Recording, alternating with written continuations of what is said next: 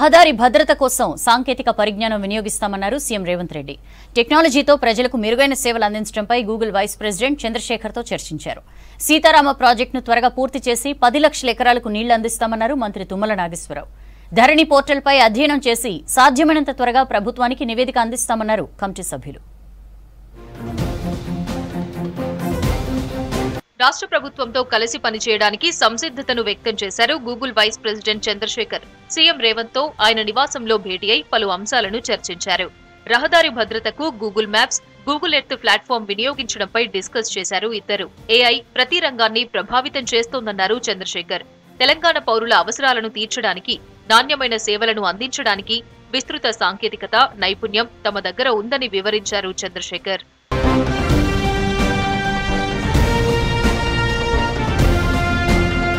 మరోవైపు wings of fire పుస్తకం రచయిత Arun Tiwari, cancer robotic surgeon doctor Chinnababu Sunkavalli CM Revanth ను కలిశారు. సీఎంగా బాధ్యతలు చేపట్టినందుకు అభినందనలు తెలిపారు.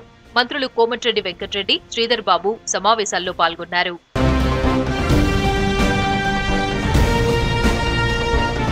సీతారామ ప్రాజెక్టు ఖమ్మం జిల్లా ప్రజల ఆకాంక్ష అన్నారు వ్యవసాయ శాఖ మంత్రి తుమ్మల నాగేశ్వరరావు. సీతారామ ప్రాజెక్టు పనులపై ఇరిగేషన్ శాఖ అధికారులతో ఖమ్మం జిల్లా యాతాలకుంటలో సమీక్షా సమావేశం నిర్వహించారు. గోదావరి జలాలతో 10 లక్షల ఎకరాలకు నీళ్లందించేలా ప్రాజెక్టు చేపట్టామన్నారు. ఇప్పటికే 7,000 కోట్లకు పైగా ఖర్చయిందని, యుద్ధ ప్రాతిపదికన ప్రాజెక్టు పూర్తి చేయాలని అధికారులను ఆదేశించారు మంత్రి.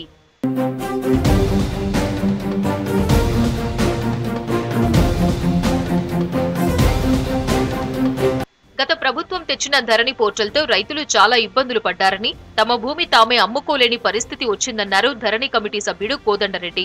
హైదరాబాద్ సెక్రటేరియట్లో ధరణి కమిటీ మొదటిసారి సమావేశమై పోర్టల్లోని లోపాలపై చర్చించింది. గతంలో జరిగిన తప్పులు పునరావృతం కాకుండా కమిటీ పనిచేస్తుందని చెప్పారు. ధరణి సమస్యలపై కొన్ని ప్రాంతాలు విజిట్ చేసి సమస్యల పరిష్కారానికి కృషి చేస్తామని తెలిపారు. ధరణిపై క్షుణ్ణంగా పరిశీలన చేసి వీలైనంత తొందరలో ప్రభుత్వానికి రిపోర్ట్ ఇస్తామన్నారు కోదండరెడ్డి. చాలా జాగ్రత్తగా గతంలో జరిగిన తప్పులు మళ్ళీ పునరావృతం కాకుండా భూమి హక్కులు గాని వాళ్ళకి అవసరం ఉండే విధంగా అన్ని కూడా సవరించి అందులో ఆ ధరణి అనే పోర్టల్ నిర్వహణ ఎవరు చేస్తే బాగుంటుంది, ఎవరు నిర్వహిస్తే బాగుంటుంది అనేది కాంగ్రెస్ పార్టీ ఆనాడు ఆలోచన చేసిన మేరకు గౌరవ ముఖ్యమంత్రి గారు కూడా అదే పద్ధతిలో మొన్న సమావేశంలో చెప్పడం. ధరణితో తలెత్తిన సమస్యలను తప్పకుండా పరిష్కరిస్తామన్నారు ధరణి కమిటీ సభ్యుడు అడ్వకేట్ సునీల్. సీసీఎల్ఏ కేంద్రంగా పనిచేస్తామని చెప్పారు. ధరణిపై సలహాలు, సూచనలు ఇచ్చేందుకు ఎవరైనా రావచ్చని తెలిపారు. ఈ సమస్య మీద ప్రజలకు ఒక భరోసా కల్పించాలి. సమస్యల పరిష్కారానికి ప్రభుత్వానికి కావాల్సిన అన్ని రకాల సహాయ సహకారాలు, సలహాలు, సూచనలు వేగంగా అందించాలనే ఒక ఆలోచన కూడా ఈ కమిటీ ఈ రోజున మాట్లాడుకోవడం జరిగింది. రాబోయే రోజులలో ఈ కమిటీ సీసీఎల్ఏ ఆఫీస్ కేంద్రంగా పనిచేస్తుంది. అదేవిధంగా కావాల్సిన పూర్తి సమాచారాన్ని కూడా అందించమని కోరటం జరిగింది. ధరణిపై ఈ నెల 17న మరోసారి సమావేశమవుతామన్నారు కమిటీ సభ్యులు.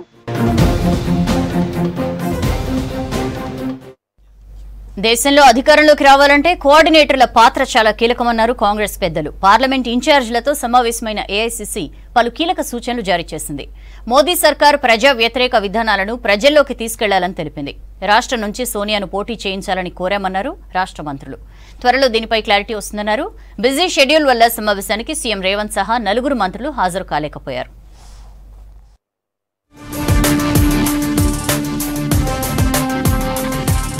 సార్వత్రిక ఎన్నికల్లో గెలుపే లక్ష్యంగా కాంగ్రెస్ వ్యూహాలకు పదును పెట్టింది. ఇందులో భాగంగా పార్లమెంట్ సెగ్మెంట్ల ఇన్ఛార్జీలతో ఇవాళ సమావేశం నిర్వహించింది. రాష్ట్రాల వారీగా సమీక్షించిన అధిష్టానం ఇన్ఛార్జీలకు పలు కీలక సూచనలు జారీ చేసింది. తొలుత కర్ణాటక, తెలంగాణ రాష్ట్రాల ఇన్ఛార్జీలతో భేటీ అయింది. నియోజకవర్గాల్లో గెలుపు కోసం కృషి చేయాలని, నేతలందరినీ కలుపుకొని పనిచేయాలని ఆదేశించింది. జనంలోకి వెళ్లేలా ప్రణాళికలు రచించుకోవాలని చెప్పింది. బీజేపీ ప్రజా వ్యతిరేక విధానాలను ప్రజల్లోకి తీసుకెళ్లాలని సూచించింది. అత్యధిక స్థానాలు గెలిచేలా ప్రణాళికలు రూపొందించామన్నారు డిప్యూటీ సీఎం భట్టి విక్రమార్క. సోనియా గాంధీని తెలంగాణ నుంచి పోటీ చేయాలని సమావేశంలో కోరామన్నారు. దీనికి సోనియా సానుకూలంగా స్పందించారని చెప్పారు. పోటీ చేసేది చేయనిది త్వరలో తెలుస్తుందని చెప్పారు. కాంగ్రెస్ ను భారీ మెజారిటీతో గెలిపించేందుకు ప్రజలు సిద్ధంగా ఉన్నారన్నారు భట్టి విక్రమార్క. అత్యధిక స్థానాలు గెలవడం కోసం కాంగ్రెస్ పార్టీ టార్గెట్ పెట్టుకుంది. సోనియా గాంధీ గారిని తెలంగాణ రాష్ట్రం నుంచి పోటీ చేయడానికి కాంగ్రెస్ పార్టీ పక్షాన్ని మేమందరం కలిసి ఏకగ్రీవంగా తీర్మానం చేసి వారిని అభ్యర్థించాం. తప్పనిసరిగా మా దగ్గర రావాలని, భారీ మెజార్టీతో మా రాష్ట్ర ప్రజలంతా కూడా మీ మీద అభిమానాన్ని చాటుకోవడానికి సిద్ధంగా ఉన్నారు. మా దగ్గర రావాలని కోరాం. రాష్ట్రంలో 10 నుంచి 14 స్థానాల్లో కాంగ్రెస్ విజయం సాధించబోతోందన్నారు మంత్రి ఉత్తమ్ కుమార్ రెడ్డి. నల్గొండ పార్లమెంట్ సెగ్మెంట్ లో 3 లక్షల ఓట్లతో కాంగ్రెస్ విజయం సాధించబోతోందన్నారు. లోక్సభ ఎన్నికల్లో అనుసరించాల్సిన వ్యూహాలపై అగ్రనాయకత్వం దిశానిర్దేశం చేసిందని చెప్పారు ఉత్తమ్. ఇప్పుడు వచ్చిన రాష్ట్రాల్లో కాంగ్రెస్ పార్టీ అన్ని చోట్ల బలంగా ఉంది. మంచి స్థాయిలో సీట్లు గెలవాలని చెప్పి ఖార్గే గారు దిశానిర్దేశం డైరెక్ట్ చేశారు. తెలంగాణలో 13-14 సీట్లు గెలవబోతున్నాం. నల్గొండ పార్లమెంట్ సీటు 3 లక్షల మెజార్టీతో గెలవబోతున్నాం. ప్రచారం ఎలా ఉండాలి, పోల్ మేనేజ్మెంట్, ప్రజలతో మమేకం వంటి అంశాలపై ఖర్గే కీలక సూచనలు చేశారన్నారు రవాణా శాఖ మంత్రి పొన్నం ప్రభాకర్. 17కి 17 స్థానాలు గెలవడమే లక్ష్యంగా పనిచేస్తామన్నారు. కేంద్రంలో కాంగ్రెస్ అధికారంలో ఉంటేనే రాష్ట్రానికి మరిన్ని నిధులొస్తాయని చెప్పారు పొన్నం. తెలంగాణ 17 లోక్సభ స్థానాల్లో కాంగ్రెస్ పార్టీ గెలవాలని 17 మంది తెలంగాణ సీనియర్ నాయకులను అఖిల భారత కాంగ్రెస్ అధ్యక్షులు మల్లికార్జున ఖార్గే గారు ఏ విధంగా ఎన్నికల యొక్క కార్యక్రమాన్ని ముందుకు తీసుకుపోవాలి, క్షేత్రస్థాయి కార్యక్రమాన్ని ఏ విధంగా తీసుకోవాలనేటువంటి ఒక మార్గనిర్దేశకం చేశారు. దేశానికి కాంగ్రెస్ నాయకత్వం అవసరమన్నారు మంత్రి సీతక్క. తమకు అప్పగించిన స్థానాల్లో 100% రిజల్ట్ ఇస్తామని చెప్పారు. త్వరలో అభ్యర్థుల పేర్లు ప్రకటించే ఛాన్స్ ఉందన్నారు. ఆదిలాబాద్ లో కొత్త నాయకత్వాన్ని ఏర్పాటు చేసుకుని అధిష్టానానికి నివేదిక ఇస్తామని చెప్పారు. అభ్యర్థులు ఎవరైనా అధిష్టానం నిర్ణయం మేరకు పనిచేస్తామన్నారు సీతక్క. పోల్ మేనేజ్మెంట్ లో మనం కూడా ఈ రకంగా ముందుకెళ్తే బాగుంటది అనేటువంటి విషయాలను కూడా చెప్పడం జరిగింది. భవిష్యత్తులో తప్పకుండా భారతదేశానికి కావాల్సినటువంటి కాంగ్రెస్ పార్టీ నాయకత్వం రాబోతుంది. మేమందరం కూడా మాకు ఇచ్చినటువంటి బాధ్యతలను నిర్వర్తించి గెలిపించి కాంగ్రెస్ ప్రభుత్వాన్ని కేంద్రంలో కూడా తీసుకురావడానికి కృషి చేస్తాం. దేశంలో కాంగ్రెస్ ను గెలిపించే బాధ్యత కోఆర్డినేటర్లపైనే ఉందన్నారు మంత్రి కొండా సురేఖ. అసెంబ్లీ ఎన్నికల గెలుపు ఉత్సాహాన్ని పార్లమెంట్ ఎన్నికల్లో కొనసాగిస్తామని చెప్పారు. దక్షిణ తెలంగాణలో పార్టీ భారీ విజయం సాధిస్తుందన్నారు. రానున్న రోజుల్లో మరిన్ని సమావేశాలు ఏర్పాటు చేసుకుని ముందుకెళ్తామన్నారు కొండా సురేఖ. మల్లికార్జున ఖర్గే గారు దక్షిణ తెలంగాణలో మెజార్టీ సీట్లను గెలిపించుకు రావాల్సిన బాధ్యత కోఆర్డినేటర్ల మీద ఉంది అని వారు దిశా నిర్దేశం చేయడం జరిగింది. తెలంగాణ నుండి మెజార్టీ సీట్లను మేము తప్పకుండా గెలిపించి పార్లమెంట్ నెంబర్ లో మా యొక్క సంఖ్యను కలుపుతామని చెప్పి ఏఐసీసీ కోఆర్డినేటర్ల సమావేశానికి ముఖ్యమంత్రి రేవంత్ రెడ్డితో పాటు మంత్రులు కోమటిరెడ్డి వెంకటరెడ్డి, పొంగులేటి, తుమ్మల, దామోదర గైర్హాజరయ్యారు. అత్యవసర కారణాల వల్ల హాజరు కాలేదని కాంగ్రెస్ పెద్దలు తెలిపారు. అయోధ్య ఆహ్వానాన్ని కాంగ్రెస్ పార్టీ తిరస్కరించడంపై ఆగ్రహం వ్యక్తం చేశారు బీజేపీ నేతలు. కాంగ్రెస్ ఎప్పుడూ హిందువులను అవమానిస్తుందని ఆరోపించారు కేంద్ర మంత్రి కిషన్ రెడ్డి. బీజేపీ అధికారంలోకి వస్తే ఇప్పటికే కేసీఆర్ ను జైల్లో పెట్టేవారమన్నారు బీజేపీ జాతీయ ప్రధాన కార్యదర్శి బండి సంజయ్.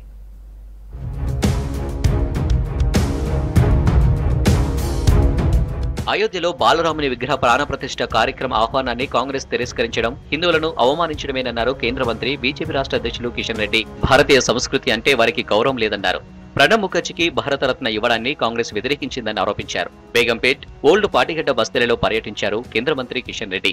ఈ రోజు ఆలయ నిర్మాణం జరిగి బాలరాముడి యొక్క విగ్రహ ప్రాణ ప్రతిష్ఠ కార్యక్రమం జరుగుతూ ఉంటే మరి ఎందుకు ఈ రోజు కాంగ్రెస్ పార్టీకి కంటగింపుగా ఉంది? కాంగ్రెస్ పార్టీ వ్యవహరిస్తున్నటువంటి తీరు ఏదైతున్నదో నిజంగా అయోధ్యలో బాలరాముడి విగ్రహ ప్రతిష్ఠ కార్యక్రమానికి వచ్చినటువంటి ఆహ్వానాన్ని తిరస్కరిస్తూ కాంగ్రెస్ పార్టీ తీసుకున్నటువంటి నిర్ణయం ఏదైతున్నదో అది పూర్తిగా దివాలా కోరుతామని మనం చేస్తాం. కేసీఆర్ బాడీలో ఉన్నదంతా లిక్కర్ తప్ప రక్తం లేదన్నారు కరీంనగర్ ఎంపీ బండి సంజయ్. 10 ఏళ్లు ప్రజల రక్తం పీల్చారని విమర్శించారు. కరీంనగర్ రైల్వే స్టేషన్ ఆధునీకరణ, తీగలగుట్టపల్లి ఆర్ఓబీ పనులను పరిశీలించారు సంజయ్. బీజేపీ అధికారంలోకి వచ్చి ఉంటే ఇప్పటికే కేసీఆర్ ను జైలుకు పంపించేవాళ్ళమన్నారు. పేదల రక్తం తాగిండు, పేదల ఉసురు పోసుకున్నాడు, ఏడు రక్తం చిందించిండు. ఇలా భారతీయ జనతా పార్టీ కార్యకర్తలు రక్తం చిందించారు. సిగ్గుండాలి అనేటోళ్లకు మీరు రక్తం చిందిస్తే ఇంత కూర్చోబెడతారు మిమ్మల్ని. ఒక్కటి చెప్పదలుచుకున్నాను, నిజంగా భారతీయ జనతా పార్టీ ప్రభుత్వము ఏర్పడేది ఉంటే ఇప్పటికే కేసీఆర్ కొడుకును ఆయన మేము విచారణ చెప్పి లోపల నొక్కుతున్నాను, గ్యారెంటీ లోపల నొక్కుతున్నాను. ప్రజలు పెట్టిన అరాచకాలు, భారతీయ జనతా పార్టీ కార్యకర్తలు పెట్టిన ఇబ్బందులను ఇప్పటికీ గుర్తొస్తాయన్న అవన్నీ కూడా. రేపు స్వామి వివేకానంద జయంతి సందర్భంగా కరీంనగర్ లో ఏబీవీపీ నిర్వహించిన 3K రన్ ను ప్రారంభించారు బీజేపీ జాతీయ ప్రధాన కార్యదర్శి బండి సంజయ్. సనాతన ధర్మం, సంస్కృతిని స్వామి వివేకానంద ప్రపంచానికి చాటి చెప్పారన్నారు. రామమందిర నిర్మాణంపై కాంగ్రెస్ వైఖరి చెప్పాలన్నారు. గతంలో కూడా విద్యార్థి పరిషత్ స్వామి వివేకానంద యొక్క ఆశయాలను సాధించడానికి దేశవ్యాప్తంగా అనేక కార్యక్రమాలు నిర్వహిస్తున్న సంస్థ అఖిల భారతీయ విద్యార్థి పరిషత్. అమెరికా ప్రజల యొక్క వాళ్ళ యొక్క ఆత్మవిశ్వాసాన్ని పెంపొందించినటువంటి గొప్ప వ్యక్తి స్వామి వివేకానంద అని చెప్పారు. ఇలాంటి మహనీయుల స్ఫూర్తిగా తీసుకొని ముందుకు సాగుతుందో అప్పుడే ఈ దేశం ముందుకు సాగుతుంది, దేశం శక్తివంతమైనటువంటి భారతదేశంగా నిర్మాణం అవుతుందనే విషయాన్ని మనం గుర్తుంచుకోవాల్సిన అవసరం ఉంది. గోషమహల్ నియోజకవర్గ బీజేపీ నేత విక్రమ్ కుమార్ గౌడ్ బీజేపీకి పార్టీ రాష్ట్ర కార్యవర్గ సభ్యత్వానికి రాజీనామా చేశారు. రాష్ట్ర బీజేపీలో దొంగలున్నారని తీవ్ర ఆరోపణలు చేశారు. రాష్ట్ర నాయకులు ప్రజల దగ్గరకు వెళ్లకుండా ఏసీ రూములో కూర్చొని కార్యక్రమాలు డిసైడ్ చేస్తారని మండిపడ్డారు. త్వరలోనే కాంగ్రెస్ లో చేరుతానన్నారు విక్రమ్ కుమార్ గౌడ్. బీజేపీ కార్యకర్తల పార్టీ అంటారే కానీ కార్యకర్తలను మోసం చేసే పార్టీ అనేది మాత్రం ఇప్పుడే అర్థమైంది. ఒక 4-5 స్వార్థపరులు ఆ బిల్డింగ్ లో ఉండేసరికి అందులో ఒక బోర్డు రూమ్ లో కూర్చొని చాయ్ దాక్కుంటూ సమోసాలు తినుకుంటూ కింద కష్టపడే కార్యకర్తల ఫ్యూచర్ డిసైడ్ చేస్తున్నారు. అందులో ఉన్న దొంగలు కొంతమంది వాళ్ళ వల్ల ఈరోజు పార్టీ వీడాల్సి వస్తుంది. సార్, నా రాజకీయ భవిష్యత్తు అనేది ఉంటే కాంగ్రెస్ లో ఉంటది, లేకపోతే రాజకీయం అనేది ఉండదు. రేపు స్వామి వివేకానంద జయంతికి రాష్ట్ర వ్యాప్తంగా అన్ని జిల్లాల్లో ర్యాలీలు నిర్వహించేందుకు ఏర్పాట్లు చేసింది బీజేపీ.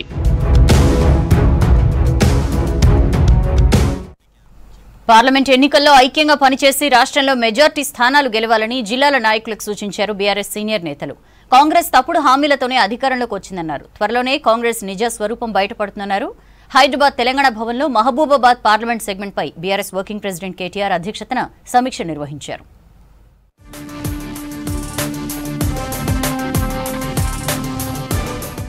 కాంగ్రెస్ పార్టీ బోగస్ హామీలు ఇచ్చి అధికారంలోకి వచ్చిందన్నారు బీఆర్ఎస్ వర్కింగ్ ప్రెసిడెంట్ కేటీఆర్. 6 గ్యారంటీలని చెప్పి 420 హామీలు ఇచ్చారని ఆరోపించారు. దేశంలో ఏ ప్రభుత్వం చేయని విధంగా ఉద్యోగులకు 73% జీతాలు పెంచామని, కానీ తాము చేసిన పనులు చెప్పుకోవడంలో విఫలమయ్యామన్నారు. తెలంగాణ భవన్ లో బీఆర్ఎస్ వర్కింగ్ ప్రెసిడెంట్ కేటీఆర్ అధ్యక్షతన మహబూబాబాద్ పార్లమెంట్ సెగ్మెంట్ నేతల సన్నాహక సమావేశం జరిగింది. రాబోయే సార్వత్రిక ఎన్నికల్లో అనుసరించాల్సిన వ్యూహాలపై బీఆర్ఎస్ ఎమ్మెల్యేలు నేతలతో చర్చించారు కేటీఆర్, హరీష్ రావు.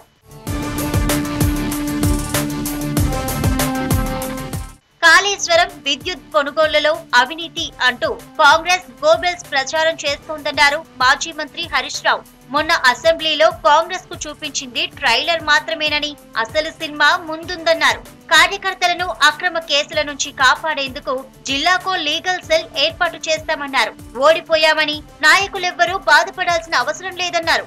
కాంగ్రెస్ అధికారంలోకి వచ్చాక నాగార్జున సాగర్ కింద సాగవుతున్న పంటలకు నీళ్లు ప్రశ్నార్థకంగా మారాయని విమర్శించారు. మాజీ మంత్రులు కేటీఆర్, హరీష్ రావులు కృష్ణార్జునులుగా కలిసికట్టుగా పార్టీని సంస్థాగతంగా బలోపేతం చేయాలన్నారు స్టేషన్ గన్పూర్ ఎమ్మెల్యే కడియం శ్రీహరి.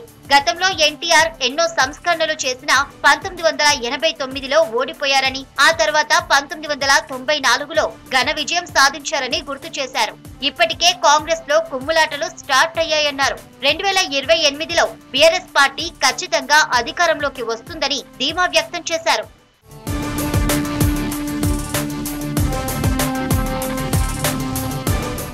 తెలంగాణ భవన్ లో BRS working president KTR, Harish రావులను కలిశారు. మలిదశ తెలంగాణ ఉద్యమ తొలి అమరుడు శ్రీకాంతాచారి తల్లి శంకరమ్మ తన మనుమరాలు జన్మదిన వేడుకలకు హాజరు కావాలని ఆహ్వానించారు. ఆ తర్వాత వారందరూ కలిసి భోజనం చేశారు. గుజరాత్ వైబ్రెంట్ సమ్మిట్ లో ఇవాళ కీలక ఒప్పందాలు జరిగాయి. టెక్ దిగ్గజం సిమ్టెక్ అహ్మదాబాద్ లో 1200 కోట్లతో సెమీ కండక్టర్ ప్లాంట్ ఏర్పాటుకు ఒప్పందం చేసుకుంది. టెక్నాలజీ లేకుండా ఆర్థిక కేంద్రాలను అంత త్వరగా విస్తరించలేమన్నారు నిర్మల. సెమీ కండక్టర్ పరిశ్రమకు మరింత బలమైన ప్రతిభావంతులు అవసరమని, అది భారత్తోనే సాధ్యమన్నారు అశ్విని వైష్ణవ్. దేశాన్ని సెమీ కండక్టర్ హబ్ గా తీర్చిదిద్దుతామని ప్రకటించారు. రెండో రోజు వైబ్రెంట్ గుజరాత్ సమ్మిట్ అట్టహాసంగా కొనసాగింది. పలు దిగ్గజ కంపెనీలతో కీలక ఒప్పందాలు చేసుకున్నారు. వ్యవసాయ శాఖ మంత్రి రాఘవ్జీ పటేల్ సమక్షంలో వ్యవసాయ, ఆహార ప్రాసెసింగ్ రంగంలో 8 అవగాహన ఒప్పందాలు జరిగాయి.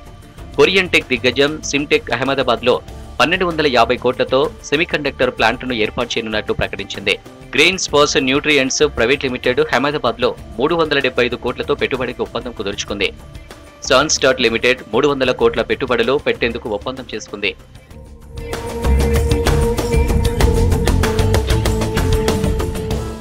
భారత ప్రభుత్వంతో కీలక ఒప్పందం చేసుకున్నట్లు ప్రకటించారు రాస్పియన్ ఎంటర్ప్రైజెస్ ప్రైవేట్ లిమిటెడ్ చైర్పర్సన్ ప్రీతి పటేల్. గుజరాత్లో ప్రాజెక్టు ప్రారంభించామని చెప్పారు. రక్షణ పరిశ్రమ, చిన్న ఆయుధాల విభాగం ప్రారంభ దశలో ఉందని అన్నారు. ఇప్పటికే ట్రయల్ పూర్తి చేస్తామని చెప్పారు ప్రీతి Patel. We have research we have done all over trial production और उसकी approvals चल रही है. So defense industry especially in the small arms section वो एक nascent stage में है, मगर हमें because गुजरात में है हमारी काफी अच्छी progress हो रही है. పెట్టుబడులకు స్వర్గధామంగా భారత్ ఉందన్నారు ఫైనాన్స్ మినిస్టర్ నిర్మలా సీతారామన్. ప్రపంచ ఆర్థిక కేంద్రాలన్నీ మూలధనంగా చూపెడుతున్నాయని చెప్పారు. సాంకేతికతను ఉపయోగించకుండా ఆర్థిక కేంద్రాలు అంత త్వరగా విస్తరించలేవన్నారు. భారత్లో రీటైల్ పెట్టుబడిదారులు తమ స్టాక్ మార్కెట్ వృద్ధికి దోహదపడతాయన్నారు. స్థిరమైన విధానాలు, సాధారణ పెట్టుబడిదారుల ప్రమేయం కారణంగా స్టాక్ మార్కెట్ల వృద్ధి కొనసాగుతుందని చెప్పారు Nirmala. Your commitment. So the capital aspect dominated most of these financial special economic zones wherever. Hong Kong, Singapore and many other countries, US, Germany, London.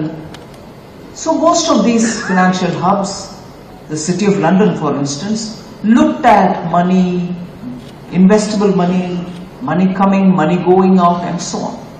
That is going to be the future. వచ్చే దశాబ్దంలో semiconductor పరిశ్రమకు మరింత బలమైన ప్రతిభావంతులు అవసరమన్నారు కేంద్ర మంత్రి అశ్విని వైష్ణవ్. ఇది భారత్ నుంచి వస్తుందని చెప్పారు. కోర్సులు, శిక్షణ విధానాలను అభివృద్ధి చేయడానికి తాము 104 విశ్వవిద్యాలయాలతో ఒప్పందం చేసుకున్నట్లు చెప్పారు. పెట్టుబడిదారులకు సహజ ఎంపిక భారత్, గుజరాత్గా ఉండాలన్నారు Ashwini Vaishnaw. MTech, PhD level talent, and we have also tied up with institutions which give excellent training for the clean room, for managing a semiconductor plant, for making sure that the quality processes are there. So this $1 million+ talent will come from India. దేశాన్ని semiconductor హబ్గా తీర్చిదిద్దుతామన్నారు గుజరాత్ ముఖ్యమంత్రి Bhupendra Patel. Semiconductor ప్రోగ్రాంను విజయవంతం చేస్తామన్నారు. ఇస్టోనియాలో భారత పెట్టుబడులు పెట్టాలని కోరారు ఆ దేశ సమాచార సాంకేతిక మంత్రి టీ ట్రాసా. గుజరాత్ వైబ్రెంట్లో పాల్గొన్న ఆయన ఇస్టోనియాకు భారత్ ముఖ్యమైన భాగస్వామి అని చెప్పారు. ఇస్టోనియా బలం ఐటీ, ఈ గవర్నెన్స్ అన్నారు. తమది అభివృద్ధి చెందుతున్న హరిత ఆర్థిక వ్యవస్థ అని చెప్పారు. గ్రీన్ టెక్ లో భారత్ సహకారాన్ని కోరుతున్నామన్నారు.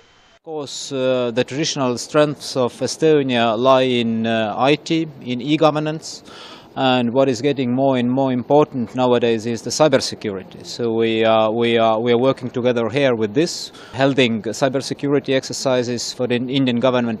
So these we see are the main avenues of mutual interest. Gateway to the future theme తో కొనసాగుతున్న ఈ సమ్మిట్ లో 34 దేశాల భాగస్వామ్యం, 16 సంస్థలు పాల్గొన్నాయి. క్లీన్ సిటీగా ఇందోర్ మరోసారి ఎంపికైంది. స్వచ్ఛ సర్వేక్షణ్ అవార్డులను రాష్ట్రపతి ద్రౌపది ముర్ము ప్రకటించారు.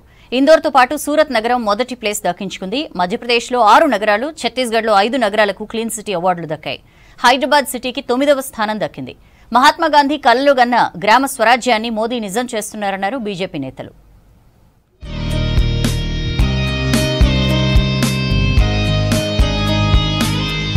దేశంలోనే అత్యంత పరిశుభ్రమైన నగరాలుగా ఇండోర్, సూరత్ నిలిచాయి. 2023 సంవత్సరానికి కేంద్ర ప్రభుత్వం ప్రకటించిన స్వచ్ఛ సర్వేక్షణ్ అవార్డుల జాబితాలో మొదటి స్థానాన్ని సంపాదించాయి.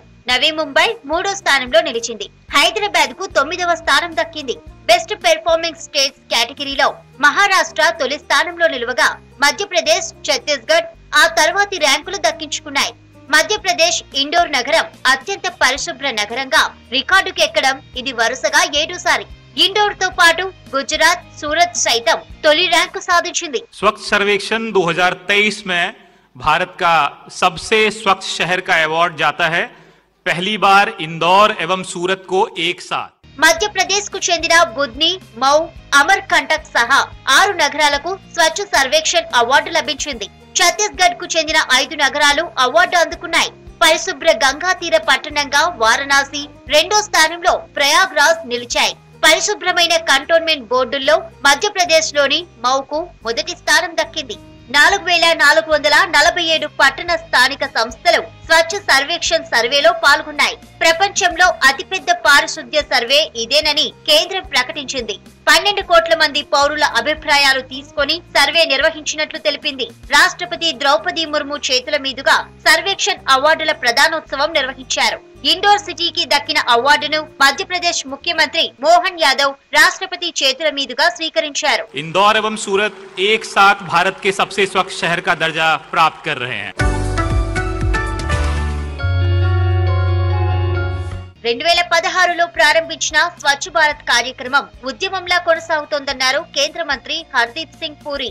2014లో 16% స్వచ్ఛత ఉన్న దేశంలో ఇప్పుడు 76%కి తెచ్చామని చెప్పారు. ఇక రాబోయే 2-3 సంవత్సరాల్లో 100% పరిశుభ్రతను చేరుకోవాలనే లక్ష్యం పెట్టుకున్నామని చెప్పారు. देश भर में ये जो स्वच्छता का जो एक जन आंदोलन बन गया, उसका सारा जो असर है, उसका जो इम्पैक्ट है, वो सब जगह से आ रहा है.